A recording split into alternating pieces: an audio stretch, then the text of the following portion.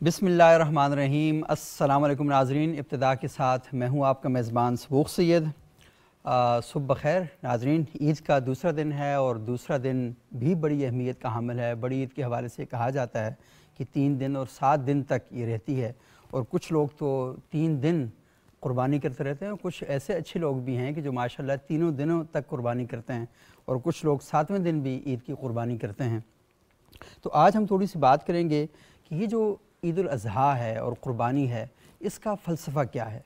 और ये बड़ा अहम मौजू है, क्योंकि हम लोग रिचुअल्स पर तो जाते हैं, यानी हमारी जो रसूम है उस पर हम चले जाते हैं, लेकिन वो जो हकीकत होती है उस तक हम नहीं पहुंच पाते। इकबाल ने कहा था ना कि हकीकत खराफात में खो गई, ये उम्मत रवायात में खो गई।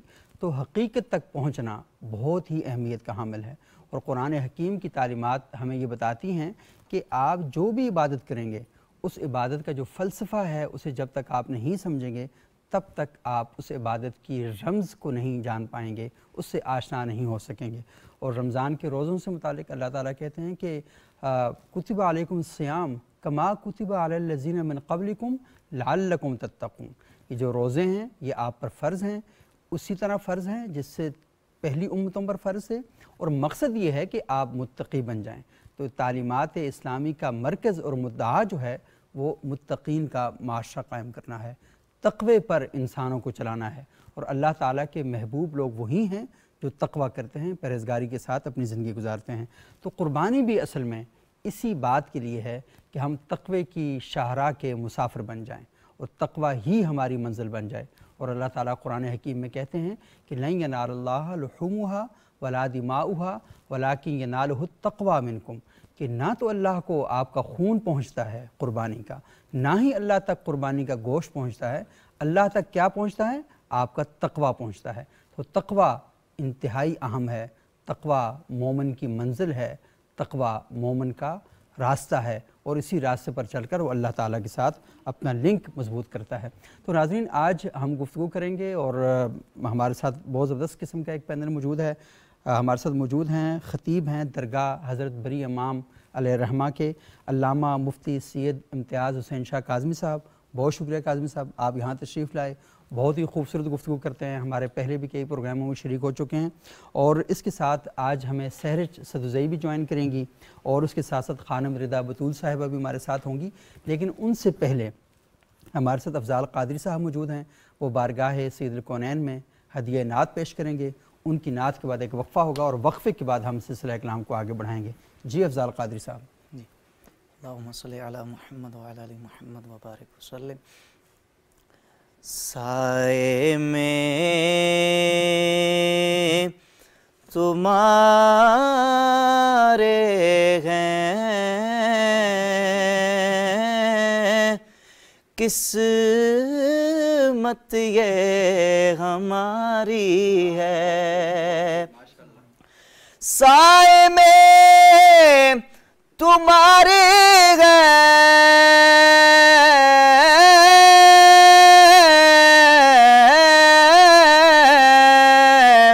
किस्मत ये हमारी है, किस्मत ये हमारी है।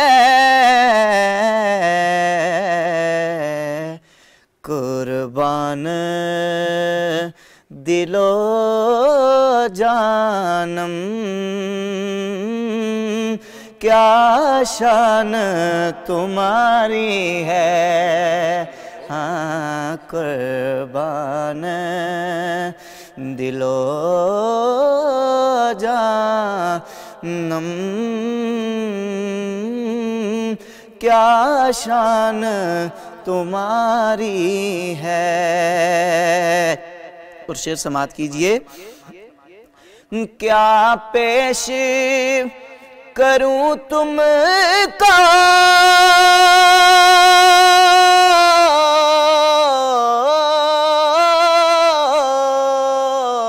क्या चीज़ हमारी है, क्या चीज़ हमारी है। ये दिल भी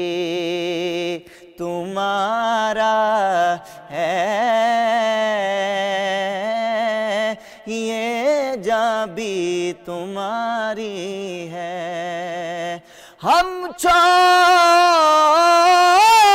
کے اس در کو سوڑا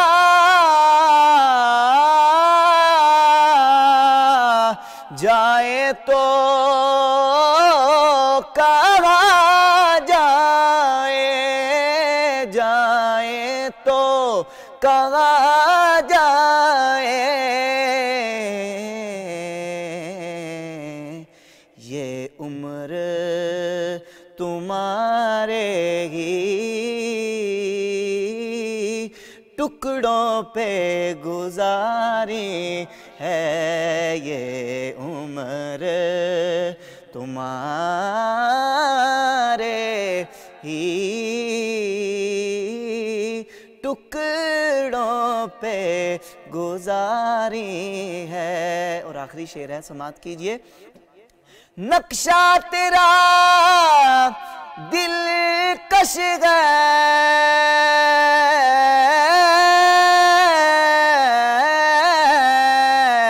صورت تیری پیاری ہے صورت تیری پیاری ہے صورت تیری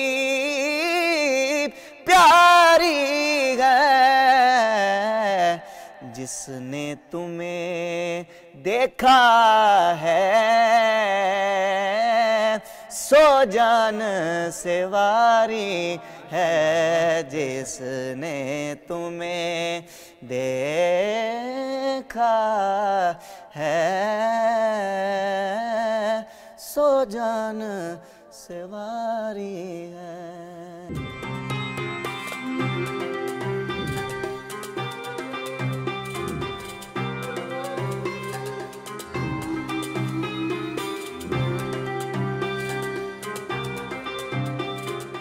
ناظرین، وقفے کے بعد ایک بار پھر پروگرام میں خوش آمدید۔ آج ہم گفتگو کر رہے ہیں، جیسا وقفے سے پہلے میں نے آپ سے ذکر کیا تھا، کہ قربانی کا فلسفہ کیا ہے، یہ جو عید الاضحیٰ ہے یہ ہم کیوں مناتے ہیں، تو تھوڑی سی آج اس پر ہم گفتگو کریں گے۔ اور وقفے سے پہلے ہمارے ساتھ موجود تھے علامہ مفتی سید امتیاز حسین شاہ کاظمی صاحب، اور ہمیں وقفے کے بعد جوائن کیا ہے سہرش سدوزئی نے اور خانم رضا بطول صاحبہ نے۔ بہت شکریہ آپ دونوں کا، اور آپ تینوں مہمانوں کا بہت بہت شکریہ، اور آپ تینوں مہمانوں کو بہت بہت عید مبارک ہو۔ شاہ صاحب، تھوڑا سا بتائیے گا کہ یہ جو فلسفہ ہے عید قربان کا، یہ بنیادی طور پر کیا ہے، اور یہ تھوڑا سا بتائیے گا کہ عید کے دنوں میں ہمیں کیا کیا کرنا چاہیے۔ بسم اللہ الرحمن الرحیم، اللہم صلی علی محمد وعلی آل محمد وبارک وسلم۔ پہلے تو آپ کو بھی عید مبارک، بہت شکریہ آپ کا، کی وساطت سے تمام دیکھنے والوں کو بھی عید کی خوشی، جو نہیں دیکھ رہے ان کو بھی عید مبارک ہو۔ ان کو آپ پہنچا سکتے ہیں۔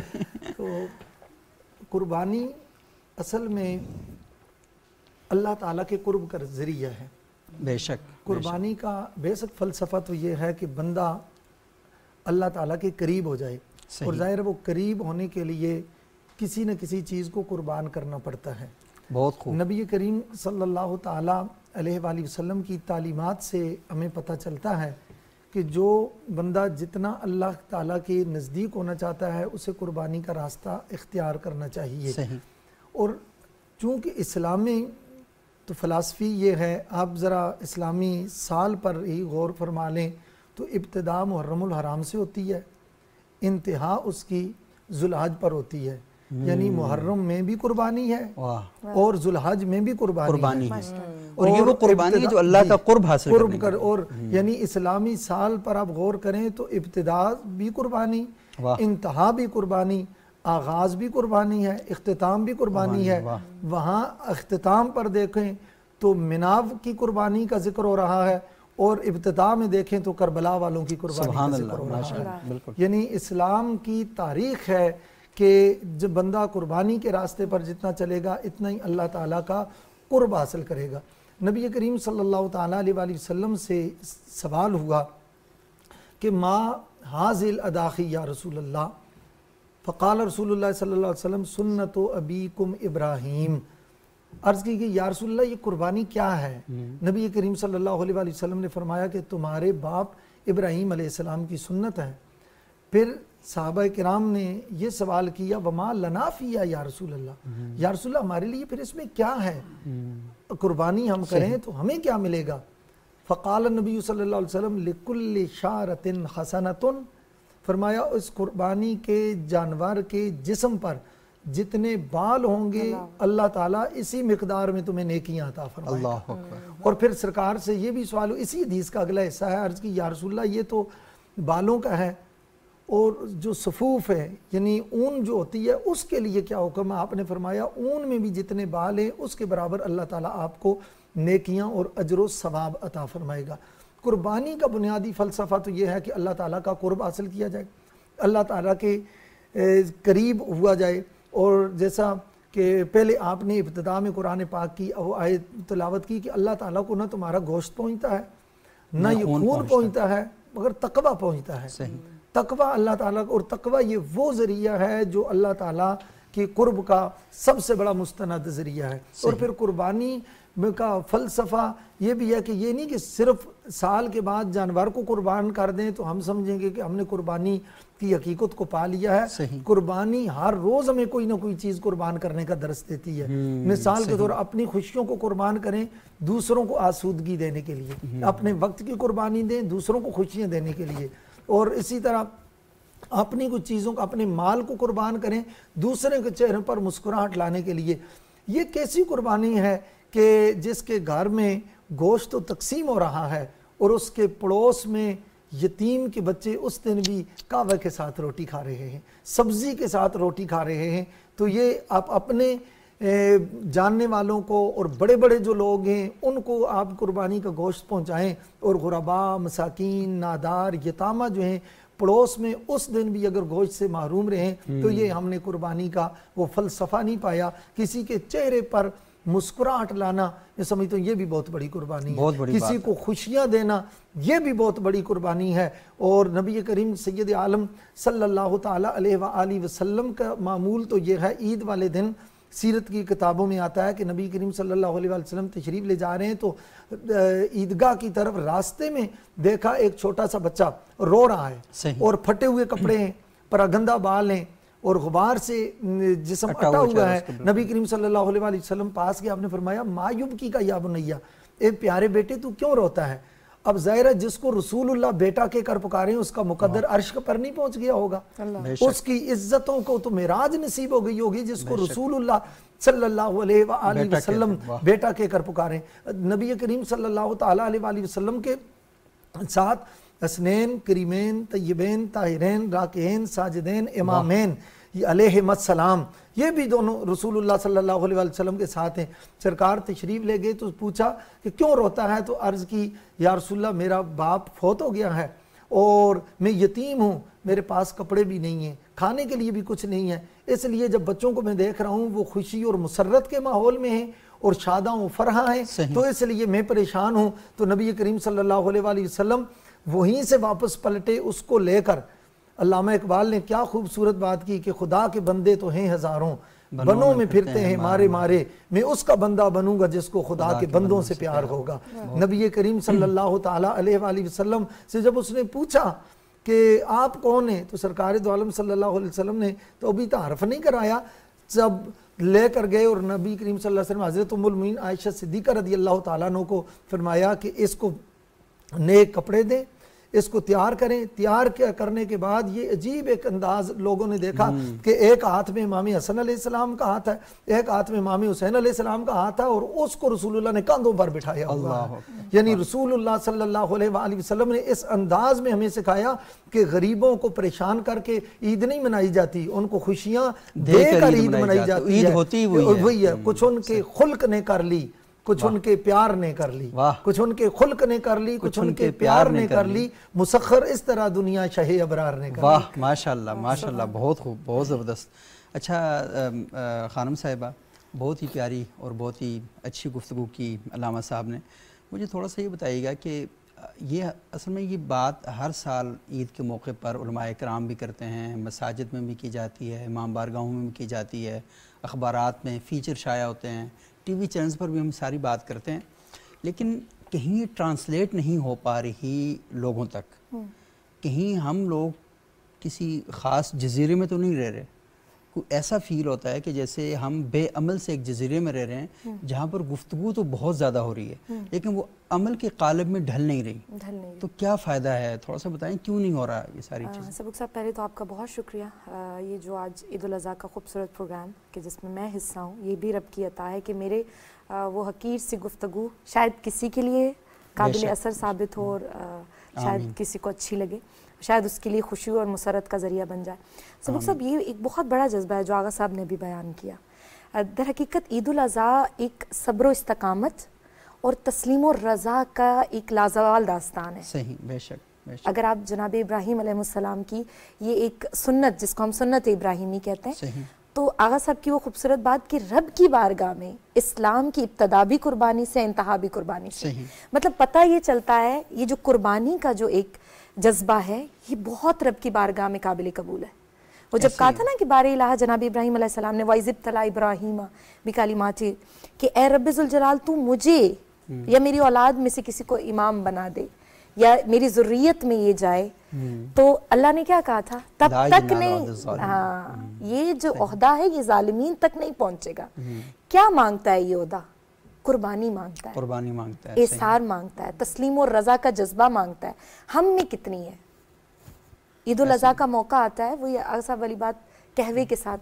میں اگر عید الاضحیٰ سے ہٹ کے بات کروں نا سبق صاحب، کچھ دن پہلے یقین مانے، میں نے آپ کو پہلے پروگرام میں بتایا مجھے مٹن اور اتنا بیف پسند نہیں ہے.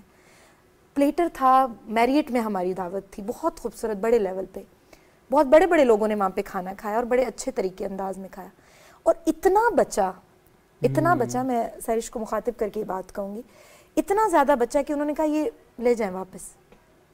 لیکن اس لہجے میں یہ ایک چیز سوچ رہی تھی کیونکہ میں نے ایک منظر دیکھا تھا آتے ہوئے، یہ بالکل چوک میں نا میریٹ میں جب آتے ہیں تو یہی راستہ ہے نا، راستے میں ایک بندہ بیٹھا تھا، شام کا وقت تھا، اس بندے کے جسم پر کپڑا نہیں تھا اور جو قمیض تھی وہ اس کو اوڑھ کے سو رہا تھا.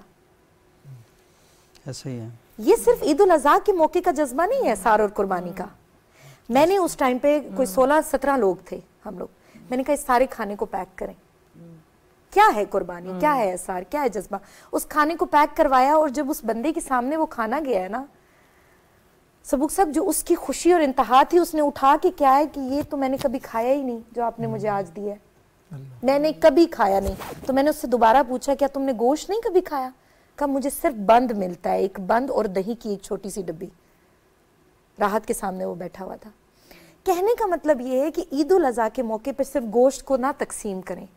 آپ جا رہے ہیں کسی اونچے جگہ پہ جا رہے ہیں، دعوتوں پہ جا رہے ہیں، آپ اپنے حصے کا کھانا پیک کروائیں اور وہ کسی غریب کو جا کے دیں. آپ کے گھر میں اچھا بن رہا ہے اس کا کچھ ایک حصہ ضرور کسی کو دیں. اور وہ کہا آغا بہجت کا ایک بڑا خوبصورت جملہ ہے، پروردگار عالم ان کو جوار رحمت کرے، اور ان کے چہرے کی زیارت بھی اتنی خوبصورت ہوتی تھی کہ انسان دل خوش ہو جاتا. تو وہ ایک بات کہتے تھے کہ تمہارا دن اور رات کا گزرنا تم پر ایک بہت بڑا بوجھ ہے. جب پوچھا گیا کیوں؟ کہا کیونکہ جب تم دن اور رات کو کھا پی کے سوچتے ہو تو تم پہ بوجھ یہ کہ کیا تمہارا ہمسایہ تو نہیں بھوکا سو رہا، کہ اس کو تو کوئی تکلیف نہیں ہے. عید الاضحیٰ کا یہ جذبہ قربانی کا، گوشت کو تقسیم کرنے کا 3 دنوں میں ختم نہیں ہو جانا چاہیے. انسان وہ ہے، تقوی اس میں ہے، قربانی کا جذبہ اس میں ہے کہ یہ سالہ سال باقی رہے تھوڑا تھوڑا کر کے. آپ کے گھر میں میڈ ہے، کام کر رہی ہے، آپ اپنا بچا ہوا کھانا ڈسٹ بین میں پھینک رہے ہیں، اس کو نہیں دے رہے ہیں. کیوں؟ جب آپ کو پتا ہے میرے گھر کے 5 فرد ہیں، وہ اتنا کھائیں گے، آپ کھانا نکال لیں بے شک پہلے، لیکن جو باقی تازہ کھانا ہے اس کو پیک کر کے اپنی کام والی کے لیے رکھیں. یہ چھوٹے چھوٹے طور طریقے انسان کو مسلمان بناتے ہیں، انسان کو مومن بناتے ہیں. اور وہ کیا کہتے ہیں، خوشی میں خوش ہونا، میں نے پہلے ایک بات کی، یہ حدیث مجھے کیوں نہیں بھولتی ہے. مومن وہ جو ہے کہ جو ہمارے غم میں غمگین ہو، ہماری خوشی میں خوش ہو. غم کیا ہے ان اہل بیت کا؟ یہی ہے جن کو ہم پہچان نہیں سکے. سید الساجدین امام سجاد علیہ السلام رات کی تاریکی میں اپنی پشت پر اگر کھانا اٹھا کے غریبوں کی مدد کر رہے ہیں تو کوئی فلسفہ ہے اس چیز کا. اور امام محمد باقر کہتے ہیں کہ جب میں نے انہیں غسل دیا تو اتنے زخم میں نے کربلا میں نہیں دیکھے جتنی ان کی پشت پہ دیکھے، تازیانوں کے اور جو غریبوں کی مدد کی جاتی تھی. تو خدا را کچھ سیکھیں. آپ نے آج کا یہ پروگرام کیا ہے، خوشی کا ایک ماحول ہے، صحیح، اس کو آپ غم میں بے شک نہ بدلیں، لیکن یہ جو جذبہ خوبصورتی کا ہے نا، اس کو کنٹینیوسلی اپنی لائف میں رکھیں. صحیح، بالکل. اور کیونکہ جب تک آپ وہی بات ہے کہ وہ عمل سے غافل ہوا مسلمان بنا کے تقدیر کا بہانہ، جی، تو آپ اپنے اعمال کو یہ کہتے ہیں بھائی کیا کریں جی، حالات ہی ایسے ہیں، کیا کریں، حالات ہم نے خود سبق صاحب پیدا کیے، ہم نے خود کریٹ بھی کرنے ہیں، آپ ہم نے بگاڑی بھی خود ہیں، آپ نے ایک لہجے میں اگر اس انسان کی زندگی کو خوشی دی ہے تو ہر بندہ اپنی اپنی جگہ پہ یہ منظر دیکھ رہا ہے. آپ روڈ سے گزر رہے ہیں سیرش، کتنے ایسے لوگوں کو ہماری نگاہیں دیکھتی ہیں، کبھی نہ کبھی آپ جا کے اس کی مدد کر دیں. ضروری نہیں کہ آپ اسی ٹائم اگر آپ صاحب استطاعت نہیں ہیں، آپ کو ذہن میں آیا کپڑے، ہمارے الماریاں بھری پڑی ہوتی ہیں، صحیح، ہمارے گھر ایسے کبرڈز بھری پڑی ہوتی ہیں کہ ہم نے کبھی شاید مہینے 3 مہینے اس سوٹ کی باری نہ آتی ہو، کبھی ایک ہی بار پہنا ہے زندگی میں، لیکن آپ نے لٹکا اور عید الاضحیٰ پہ میں ایک اور پیغام دینا چاہوں غرارے ہیں، مردوں کے کئی ایسے سوٹ ہیں. اچھا، میں کئی ایسے لوگوں کو جانتا ہوں کہ جن کو اللہ تعالیٰ نے بڑی مال اور دولت سے نوازا ہے، لیکن ان کے گھروں میں ٹوٹل 3 سوٹ ہیں، ہاں، اور یہ بھی بہت عرصہ میں ان یہ بھی لوگوں کو بہت دیکھتا ہے، ہوں. بالکل. اچھا، اس سوسائٹی میں یہ میں بتاؤں کہ جہاں بہت سے ادارے چل رہے ہیں، جی، آپ دیکھیں پاکستان میں مدارس کا ایک بہت بڑا نیٹ ورک چل رہا ہے، بالکل ایسا ہی ہے، اور تمام مکاتب ہے فکر کے مدارس ہیں. اچھا، اس کے علاوہ ویلفیئر کے بہت بڑے بڑے ادارے چل رہے ہیں. آپ کو پتہ ہے دنیا کی سب سے بڑی ایمبولینس سروس اس ملک کے اندر چل رہی ہے، یہ انہی لوگوں کے پیسوں سے چل رہی ہے. سب یہاں پہ اگر میں بات کروں تو جہلم کی ایک بہت ویلفیئر ٹرسٹ ہے، میں نام نہیں لینا کیونکہ انہوں نے منع کیا ہے، نام نہیں، لیکن میں بڑی متاثر ہوں ان سے. رچ فیملی ہے امریکہ کی، وہ رچ سے rich, 5 top of the 5 list میں وہ ایک بندہ آتا ہے. صحیح. اور وہ کہتے ہیں کہ میری کامیابی کا راز یہ ہے، کوئی پڑھے لکھے نہیں ہے، کوئی ڈگری ہولڈر نہیں ایسے ہی ہے، بالکل. ہاں، کہتے ہیں کامیابی کا میرا راز یہ ہے، ہر مہینے، سال میں ایک دفعہ نہیں، ہر مہینے کتنی بوریاں وہ اس دن بتا رہے تھے، آٹے، چینی، گھی، یہ جو راشن ہوتا ہے گھر کا، ایک بوری جہلم کے ہر غریب گھر میں جاتی ہے، ہر غریب گھر میں وہ بوری اور وہ راشن جاتا ہے. ایسے ہی ہے. ایسے میں کہہ رہا ہوں کہ تو لوگوں کی کامیابی کا راز ہے کہ آپ بانٹیں. ایسے ہی ہے، کیونکہ آپ جتنا بانٹتے ہیں اللہ تعالیٰ اتنا آپ کو دیتا ہے. یہاں اسلام آباد کے اندر کئی لوگ ہیں، یہاں پر بھی ایک ادارہ ہے، وہ کھانے پکانے کا کام کرتے ہیں، لیکن 3 ٹائم 300 لوگ ان کے فری دسترخوان سے کھانا کھاتے ہیں. اس ملک کے اندر سارے ادارے موجود ہیں، اور اس قوم کے اندر اللہ تعالیٰ نے اتنا بڑا پوٹینشیل دیا ہے. ایسا ہی ایسا ہی. لیکن اصل میں وہ حادثہ ہے، اس حادثے کو رویے میں کیسے بدلنا ہے، اس حادثے کو قدر کے سانچے میں کیسے ڈالنا ہے. تو یہ جو قدر کے سانچے میں ڈالنے کا کام ہے، یہ ممبر و محراب کا ہے. ایسا ہی. یہ اسکول، کالج، یونیورسٹیز میں بیٹھے ہوئے اساتذہ کا کام ہے. یہ میڈیا کا کام ہے کہ لوگوں کو بتائیں کہ جو ویلیو سسٹم آپ کے پاس موجود ہے، اسے حادثے کے طور پر اڈاپٹ نہ کریں. جی، مطلب آپ دیکھیں کہ زلزلہ آیا، یہی قوم تھی، اس نے میں نے تو کیونکہ کور کیا اس زلزلے کو، کراچی سے، لاہور سے، معاون اپنے بچوں کو دھکے دیے کہ نکلو اور جاؤ جا کے ان لوگوں کی مدد کرو. تو یہ اس قوم کا جذبہ ہے، لیکن وہ جذبہ قدر کے سانچے میں نہیں ڈھل سکتا. وہ ناکامی کس کی ہے؟ وہ ناکامی اس ملک کے اشرافیہ کی ہے، وہ ناکامی اس ملک کے علماء کی ہے، وہ ناکامی اس ملک کے ان لوگوں کی ہے جو میڈیا پر بیٹھے ہوئے ہیں، ممبر و محراب پر بیٹھے ہوئے ہیں، اسکول کالج یونیورسٹی میں بیٹھے ہوئے ہیں، کہ وہ ان جذبات کو مین سٹریم نہیں کر سکے، وہ نہیں بنا سکے. اب آپ دیکھیں کہ سیرش ہمارے ساتھ بیٹھی ہے، میں پچھلے پروگرام میں بات کی تھی کہ ایک چھوٹا سا انیشیٹو لیا نا، اور 3 بچوں کا انیشیٹو تھا، 250 بچوں تک پہنچ چکا ہے. بہت بڑی بات ہے. تو اس کا مطلب کیا ہوا کہ چھوٹا سا انیشیٹو اب یہ ان بچوں کے لیے کتابوں کا بندوبست بھی کر رہی ہیں، ان بچوں کو ایک اسکول میں پڑھا رہی ہیں، اور بہت اچھی تعلیم وہاں پر دے رہی ہیں. اس کا مطلب ہے کہ آپ کہیں سے انیشیٹو لیں گے، آغاز کریں گے نا، تو وہ جیسے حضرت علی کا ارشاد ہے نا، کہ آپ جب نئے کام کا ارادہ کرتے ہیں تو کائنات کی خیر کی تمام طاقتیں آپ کے ارادے کو بڑھانے کے لیے تیار ہو جاتی ہیں. اور سبق صاحب یہ جملہ غلط نہیں ہے، آپ بھرے ہوئے تلاطم سمندر کو بھی دیکھتے ہیں نا، تو وہ بھی ایک ایک قطرے سے مل کے سمندر بنا ہے.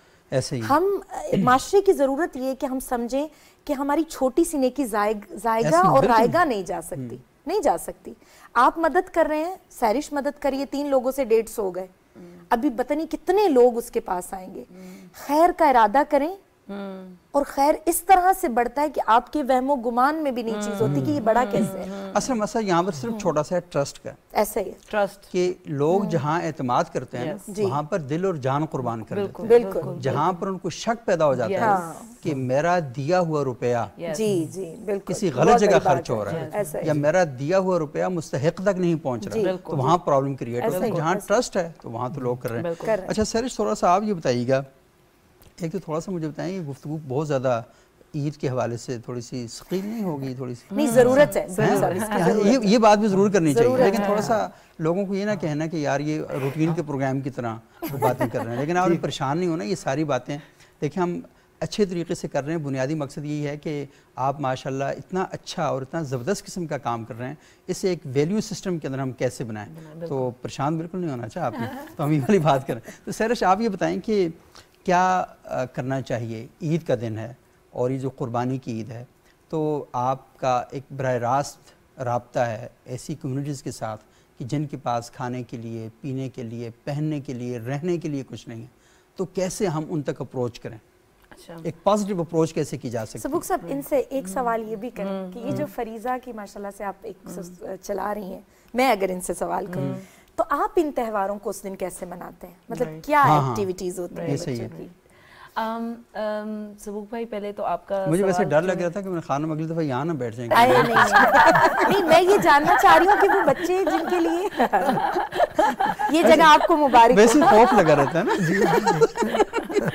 جی مذاق کر رہا ہوں، آپ ہی جائیں تو ویلکم. سبوک بھائی پہلے تو یہ کہ آپ کا جو سوال ہے اس کو میں پہلے کنٹینیو کروں گی. جو میم ردا نے بات کی کہ مطلب بڑے بڑے ہوٹلز میں جو کھانا ضائع ہو رہا ہے، میری جو سب سے زیادہ آئی تھنک ایک میموری جڑی ہوئی ہے جس میں بےعزتی کا بہت زیادہ انوالومنٹ ہے اور سخت قسم کی بےعزتی.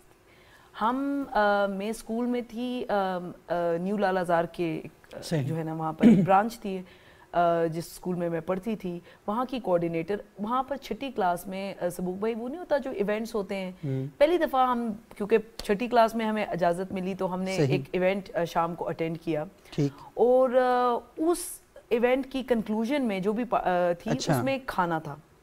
اور ہم کیونکہ کلاس 6 میں تھے تو پورا اسکول مطلب 300 بچے ہوں گے یا 400، چھوٹی سی برانچ تھی. سبوک بھائی اگلے ہم پارٹی کی، ہمیں مزہ آیا، ہم واپس چلے گئے. ہم صبح جب اسکول آئے ہیں نا، ہم لائنوں میں کھڑے ہوئے ہیں اسمبلی کے طور پہ، اور ہماری کوآرڈینیٹر آ گئی ہیں، اور جتنا انہوں نے ہمیں بے عزت کیا، اور وہ بے عزت کیوں کی ہے انہوں نے، مجھے آج تک وہ یاد ہے، انہوں نے کہا ہے کہ یہ آپ لوگوں نے کھانا کھایا یا یہ جانوروں نے کھانا کھایا.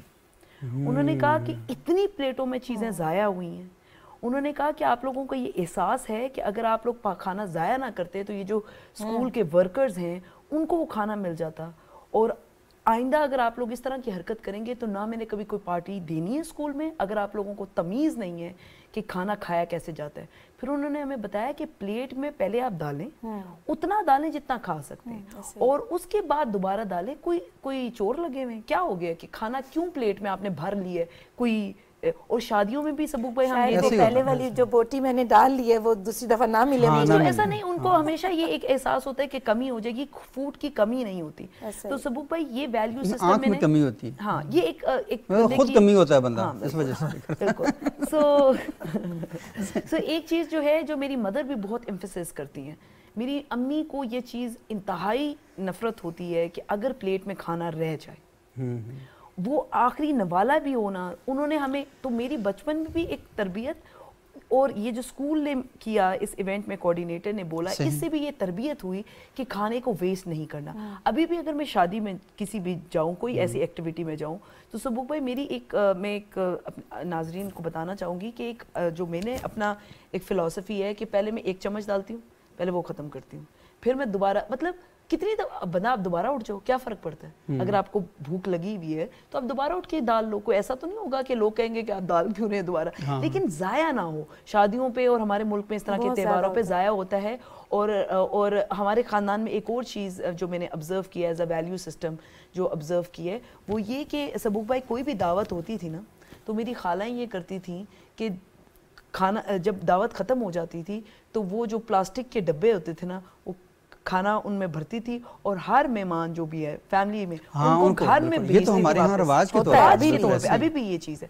سو میرا بھی یہ سو ہمیں جو تربیت ہے جو آپ نے بات کی، ایک تو اس کے لیے جو ہے. اور اچھا سرش، یہاں پر چھوٹی سی ایک بات سوری میں آپ کو کٹ کر کے یہ کروں گا کہ یہاں اسلام آباد میں اور پاکستان میں جو ہوٹلز ہیں تو وہاں جب کھانا رات کو بچ جاتا ہے تو اصل میں یہ خیالات میرے ذہن کے اندر بھی تھے نا، تو پھر میں لازمی جا کے ایڈمنسٹریشن سے باتیں کرتا ہوں کہ آپ کیا کرتے ہیں. تو اچھا انہوں نے بتایا کہ وہ 2-3 چیزیں ہوتی ہیں. اگر کھانا کوئی بہت ہی اچھی کوالٹی کا ہے تو یہ جو چھوٹے ہوٹلز ہیں ان کو فروخت کر دیتے ہیں. ٹھیک ہے. ایک یہ کرتے ہیں، اور دوسرا یہاں پر جو ادارے ہیں، عیدی سینٹر ہے یا باقی جو ادارے ہیں، مدارس ہیں، تو وہ ان کو بھیج دیتے ہیں کہ وہاں پر کھانا وہاں ضائع نہیں ہوتا. جو ضائع کرنے والا سین ہے نا وہ ہماری طرف سے ہوتا ہے کہ مثال کے طور پر ہم نے پلیٹ ایک بھری، اس میں ساری چیزیں مکس کر دی، اور ماشاءاللہ ہم کہتے ہیں کہ بس یہ دنیا کا پہلا اور آخری کھانا ہے اور اس کو ہم نے فوت ہو جانا ہے کیونکہ ہم نے پیٹ بھر کے مروا. تو سبوق بھائی اسی انسیڈنٹ سے میں آپ کو یہ بتاتی ہوں، کیونکہ یہ جو ویلیو سسٹم ہے نا یہ صرف ہمارے یہاں پر نہیں ہے. ایون سبوق بھائی میں نے یہ آبزرو کیا کیونکہ میں وہاں پر مسلم اسٹوڈنٹ ایسوسیشن کا پارٹ تھی یونیورسٹی میں. تو سبوق بھائی مجھے کچن میں جا کے ہم عید کے دن میں اسپیشلی چھوٹی عید پہ ہم لوگ بجٹ لیتے تھے اور ہم کھانا بناتے تھے 60 and 100 لوگوں کا.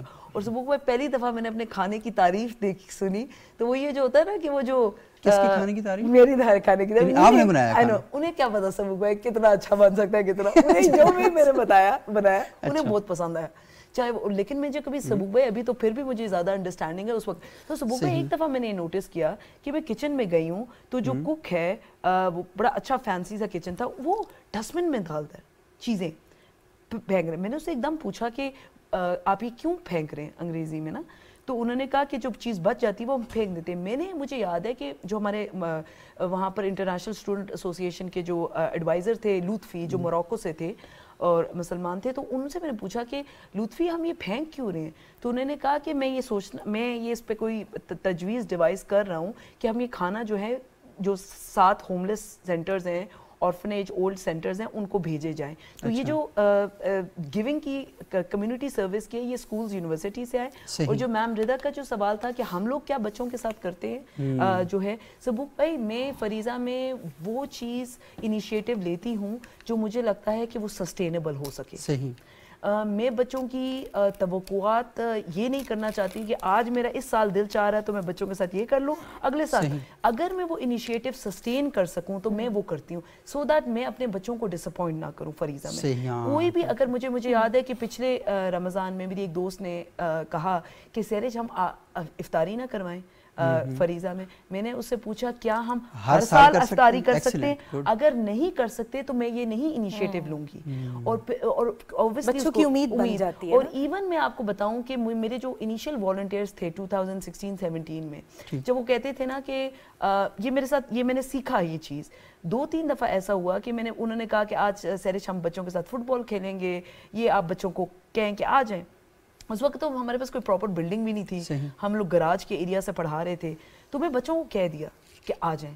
2 دفعہ میں نے یہ نوٹس کیا کہ جس ٹائم پہ انہوں نے کہا اس دن انہوں نے مجھ سے معذرت کر لی. اور سبوق بھائی یہ میں نے چیز ہی شٹ ڈاؤن کر دی کہ میں نے کہا کہ پہلے آپ مجھے ان پریزنس آ کے مجھے دکھائیں کہ آپ یہ آئیں گے، اور اس کے بعد میں اپنے بچوں کو انگیج کروں. میں ان کو کیوں ڈس اپوائنٹ کروں؟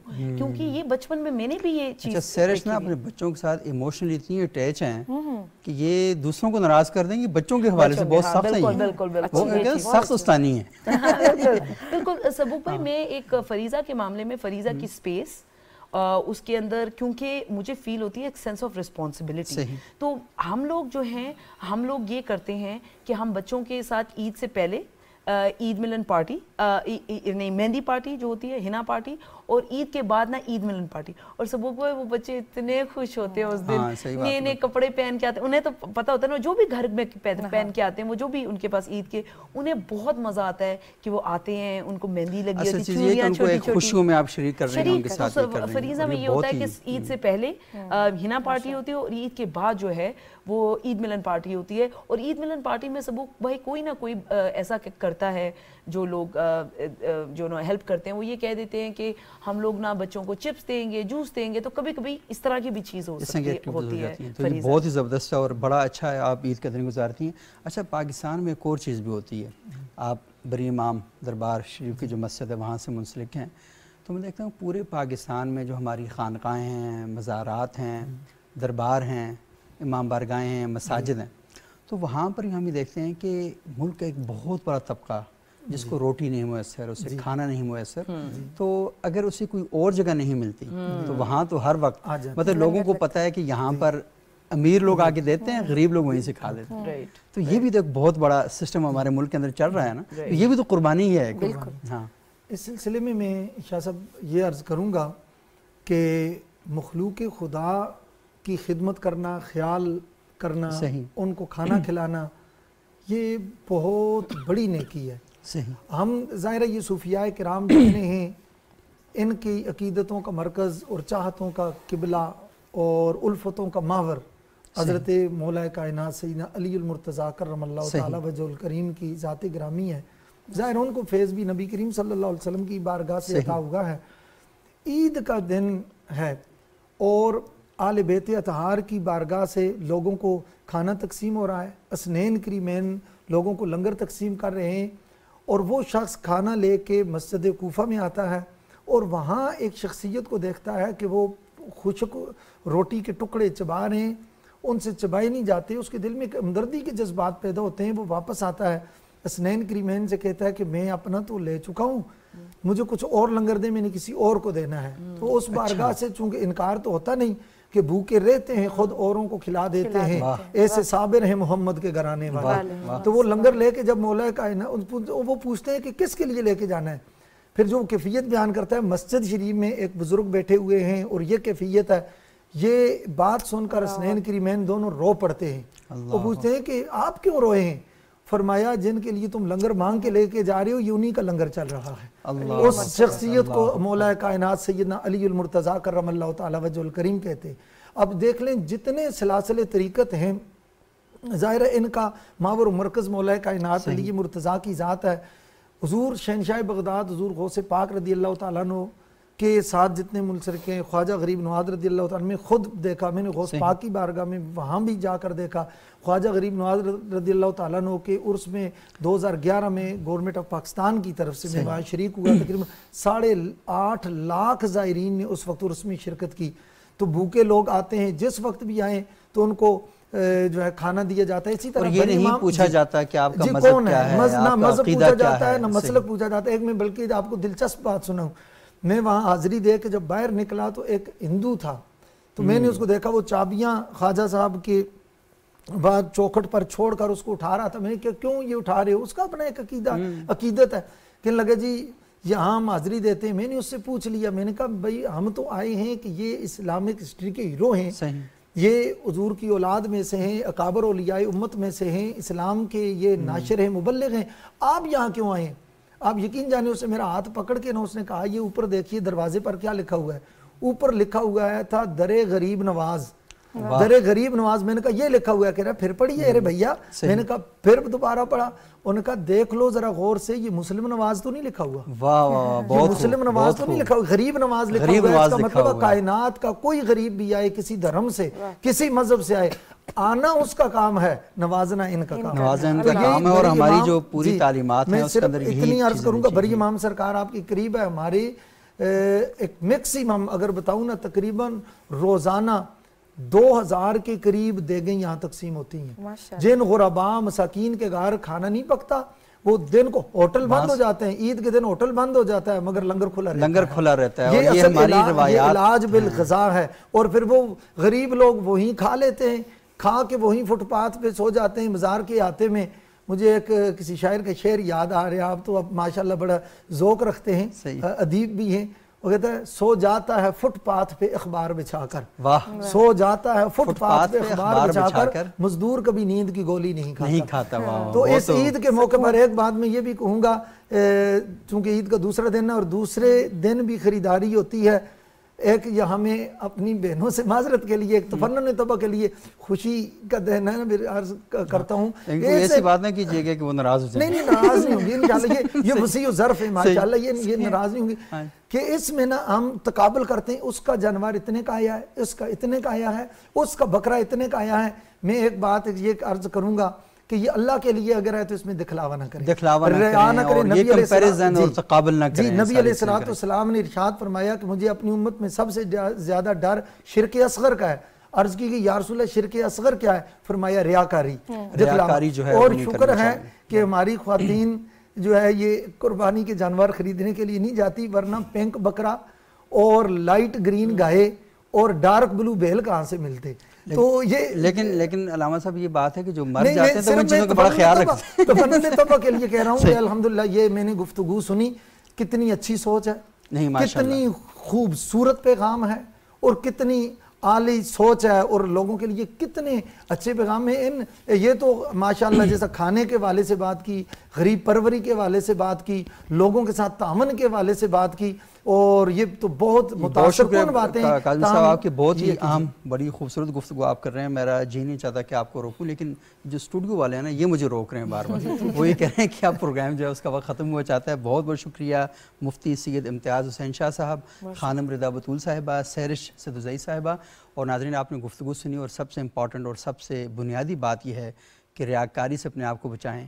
اللہ کے لیے جو کام ہے وہ اللہ ہی کو پتہ ہونے چاہیے. صدقہ اور خیرات اس طریقے سے دیں کہ دوسرے ہاتھ کو پتہ نہ چلے. یہی ہماری دینی روایات ہیں اور یہی دین ہمیں سکھاتا ہے. اگلے پروگرام تک کے لیے اجازت دیجیے گا. بہت بہت شکریہ. اللہ حافظ.